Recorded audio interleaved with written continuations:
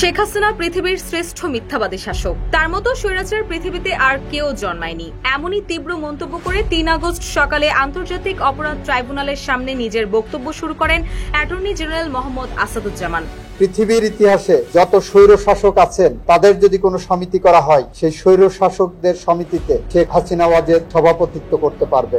জুলাই গণঅভ্যুত্থানের সময় সংগঠিত মানবতা বিরোধী অপরাধের মামলায় ক্ষমতাচ্যুত সাবেক প্রধানমন্ত্রী শেখ হাসিনা সহ ৩ আসামির বিরুদ্ধে সূচনা বক্তব্য উপস্থাপন শুরু হয়েছে। চিফ প্রসিকিউটর মোহাম্মদ তাজুল ইসলাম সূচনা বক্তব্য রাখছেন। ৩ আগস্ট সূচনা বক্তব্য শুরুর আগে ট্রাইব্যুনালের সামনে সংক্ষিপ্ত বক্তব্য দেন attorney general Mohammad Asaduzzaman.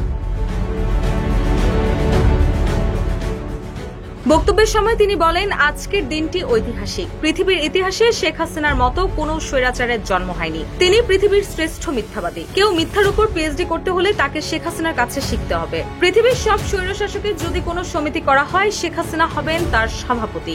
Goebbels যদি বেঁচে থাকতো, আজকের আসামি শেখ হাসিনা ওয়াজেদের কাছে হাতে খড়ি নিতে আসতেন, মিথ্যা বলা কিভাবে যায় এবং মিথ্যার উপর পিএইচডি করা যায়। তিনি আরো বলেন, বাংলাদেশের ভবিষ্যতের স্বার্থে, ভবিষ্যৎ প্রজন্মের স্বার্থে স্বৈরাচার ও তার সহযোগীদের সর্বোচ্চ শাস্তি আমরা চাই। এ সময় অ্যাটর্নি জেনারেল পৃথিবীর কোন স্বৈরাচারের কি পরিণতি হয়েছে তা আদালতের সামনে উদাহরণস্বরূপ তুলে ধরেন।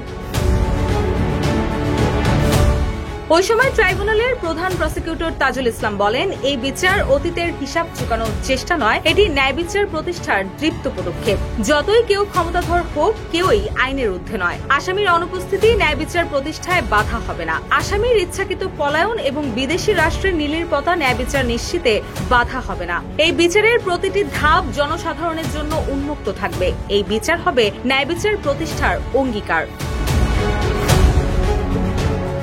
৩ আগস্ট বেলা 11:30টায় বিচারপতি মোহাম্মদ গোলাম মর্তুজা মজুমদারের নেতৃত্বাধীন ৩ সদস্যের আন্তর্জাতিক অপরাধ ট্রাইব্যুনাল ১-এ শুনানি শুরু হয়। ট্রাইব্যুনালের অপর ২ সদস্য হলেন বিচারপতি মোহাম্মদ শফিউল আলম মাহমুদ ও বিচারক মোহাম্মদ মহিতুল হক। এই মামলায় শেখ হাসিনা ছাড়া অন্য ২ আসামি হলেন সাবেক স্বরাষ্ট্রমন্ত্রী আসাদুজ্জামান খান কামাল ও পুলিশের সাবেক মহাপরিদর্শক চৌধুরী আব্দুল্লাহ আল মামুন। এর মধ্যে সম্পূর্ণ সত্য প্রকাশ করার শর্তে চৌধুরী আব্দুল্লাহ আল মামুনের রাজসাক্ষী হওয়ার আবেদন গ্রহণ করেছে ট্রাইব্যুনাল। আন্তর্জাতিক অপরাধ ট্রাইব্যুনালের তথ্য অনুযায়ী জুলাই আগস্টে সংঘটিত সহিংসতার ঘটনায় এখন পর্যন্ত প্রায় ৫০০টি অভিযোগ জমা পড়েছে। শেখ হাসিনার বিরুদ্ধে দায়ের করা মামলা সহ চাংখারপুল কেন্দ্রিক আরও ৩টি মামলার আনুষ্ঠানিক বিচার শুরু হয়েছে। রুশা শু, নিউজ ডেস্ক, ইত্তেফাক।